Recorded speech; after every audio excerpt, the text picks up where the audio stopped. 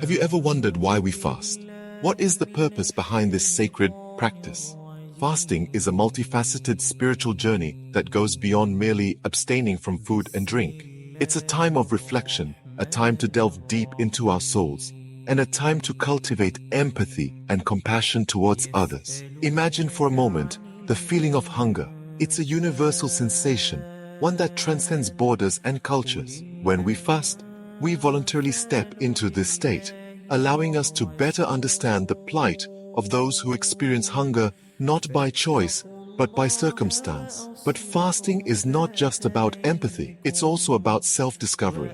It's about understanding our strengths and weaknesses, our desires and our needs. Through fasting, we learn to control our impulses, to discipline our minds, and to focus on what truly matters. Fasting is a journey of self-discovery and empathy, a tool that helps us become more conscious of our actions and their impact on others. In the Quran, we are reminded of the importance of kindness and compassion. But how does this relate to fasting? In Surah Al-Marij verse 21, we find a profound connection. Allah asks, "And what will make you understand what the steep path is?" This steep path, or al-Aqaba, can be understood as the challenging journey of life we all undertake. The verse continues, suggesting acts of kindness like freeing a slave or feeding on a day of hunger as ways to navigate this steep path. Just as fasting heightens our consciousness of our physical sustenance, these acts of kindness awaken us to the emotional and social sustenance others might need. A kind word to a stranger, a helping hand to the needy,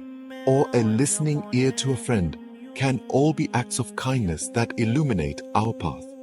Just as fasting makes us aware of our physical needs, acts of kindness make us aware of the emotional and social needs of others. Every act of kindness, no matter how small, has the potential to make a big difference. But how can we incorporate this into our daily lives? Well, it starts with awareness. Just as fasting trains us to be mindful of our physical needs, we can also cultivate an awareness of the emotional needs around us. The beauty of kindness is that it doesn't have to be grand or dramatic. It can be as simple as a smile, a word of encouragement, or lending an ear to someone who just needs to talk. These acts of kindness can be the lifeline that someone needs in a moment of despair. Moreover, kindness doesn't only benefit the recipient. When we are kind, we radiate positivity that reflects back onto us, helping us to overcome our own challenges. It's like a boomerang of goodwill, returning to us with added momentum. So, let's make kindness a daily practice. Like fasting, it requires discipline and intention,